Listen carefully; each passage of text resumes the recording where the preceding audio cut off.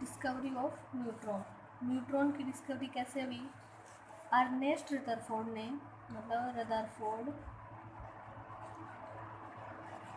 ने क्या किया था? इलेक्ट्रॉन एंड प्रोटॉन को डिस्कवर कर दिया था। फिर उन्होंने क्या बताया कि किसी भी एटम में 3 चार्ज प्रेजेंट होते हैं। कौन कौन से? Negative, positive and neutral. ठीक है, न्यूट्रल। अब पॉजिटिव और नेगेटिव को तो उन्होंने क्या कर दिया था? डिस्कवर कर दिया था। नेगेटिव को क्या कहा था? इलेक्ट्रॉन। पॉजिटिव को क्या कहा था? प्रोटॉन। उन्होंने यहाँ तक कह के ये बता दिया था कि एक और पार्टिकल क्या होता है? प्रेजेंट है। वो क्या है? न्यूट्रल है। इस न्यूट्रल पार्टिकल को वो क्या एक्सप्लेन नहीं कर पाए। फिर 1932 में एक और साइंटिस्ट था जिसने क्या किया? इस न्यूट्रल पार्टिकल को क्या दिया? न्यूट्रल पार्टिकल को या न्यूट्रल चार्ज को क्या दिया? न्यूट्रॉन।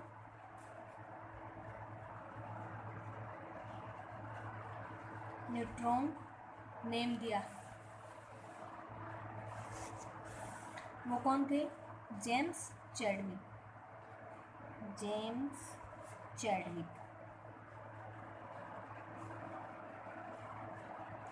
जेम्स चैडविक ने क्या की थी? न्यूट्रॉन की खोज की थी।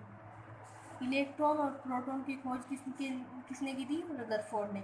उसके बाद उन्होंने ये बता के छोड़ दिया कि एक और पार्टिकल क्या होता है इसमें प्रेजेंट होता है, या एक और चार्ज क्या होता है इसमें प्रेजेंट होता है। उन्होंने ये नहीं बताया था कि वो क्या होता है? न्यूट्रॉन होता है।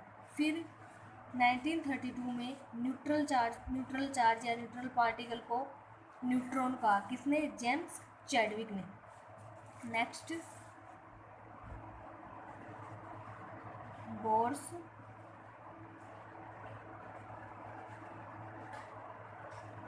Hydrogen atomic model. बोर ने क्या दिया था? हाइड्रोजन एटॉमिक मॉडल दिया था। ये क्या था? रदरफोर्ड का मॉडिफाइड मॉडल था। मतलब रदरफोर्ड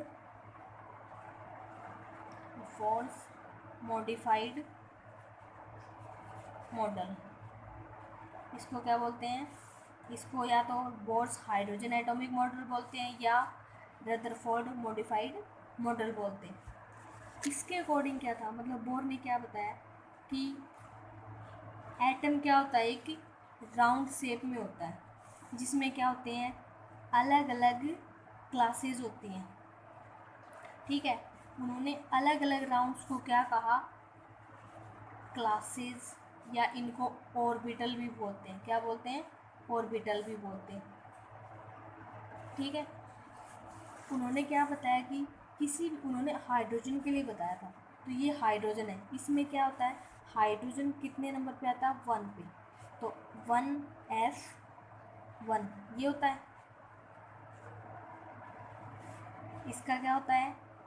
एक ही तो क्या होता है? एटॉमिक नंबर होता है, और एक ही क्या होता है? इसका मास होता है। और इसका न्यूट्रॉन क्या होता है? 0 होता है। वो कैसे निकालते हैं वो बाद में बताएंगे। पहले बोर मॉडल। इसमें क्या हो गया? अलग अलग क्या होते हैं? क्लासेस होते हैं, जिसमें इन क्लासेस को क्या बोलते हैं? क्लासेस या ऑर्बिटल। ये क्या होती हैं? 1 2 3 4 5 ऐसे चलती जाती हैं। तो फर्स्ट एक होगा, उसको क्या बोलते हैं? के। दूसरी को एल, थर्ड को एम, एन, ओ। ऐसे क्या दिए जाते हैं? इनको नेम दिए जाते हैं। नेक्स्ट, इनसे इनको क्या करते हैं? शो कर सकते हैं। नेक्स्ट पॉइंट है, इसका जो MVR होता है ना, वो क्या होता है? H/2 का क्या होता है? मल्टीप्लाई होता है। हेयर M क्या होता है यहाँ पे? Mass of electron. Second, V velocity of electron. Velocity of electron. R क्या होता है, रेडी ऑफ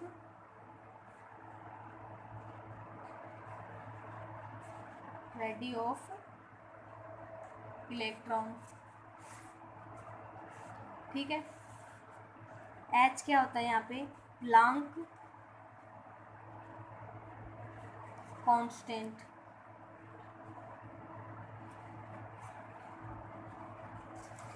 नेक्स्ट अब क्या है, जैसे ये ऑर्बिटल है, इस ऑर्बिटल को क्या बोलते हैं, 1s1, इसको बोलते हैं 1s2। ऐसे क्या होते हैं ऑर्बिटल्स किसी भी एटम्स में क्या होते जाते हैं, मूव होते जाते हैं। इन एटम्स को अपन क्या कैसे क्लासीफाई करते हैं कि ये क्या होते हैं, एक राउंड शेप में होते हैं, इनको जो ऑर्बिटल्स बोलते हैं। और ये क्या होते हैं 1s1 1s2, ये क्या होता है, इनके इलेक्ट्रॉनिक कॉन्फ़िगरेशन की बेस पे क्या होती जाती हैं, क्लासेज हायर मोमेंट करती रहती हैं।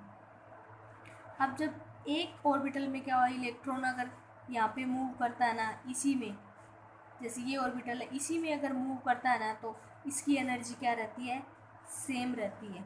एनर्जी क्या रहती है, सेम रहती है। बट इस ऑर्बिटल में से अगर इलेक्ट्रॉन मूव करके इस ऑर्बिटल में, मतलब 1s1 से 1s2 में अगर इलेक्ट्रॉन क्या करता है, यहाँ से यहाँ मूव करता है, तो इसकी एनर्जी क्या हो जाती है, इंक्रीज हो जाती है।